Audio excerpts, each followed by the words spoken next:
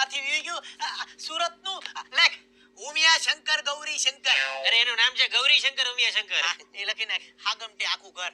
25 જણા છો આખા પરિવારમાં.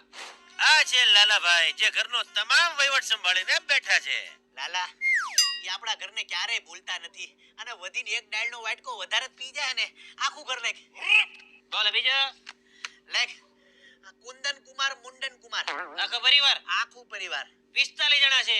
અરે એક મોતીચૂરનો લાડવો વધારે ખાઈ જાય ઈ જ ને ખર્ચા ભેગો ખર્ચો કરોડો. બાપુ જય માતાજી બા જય માતાજી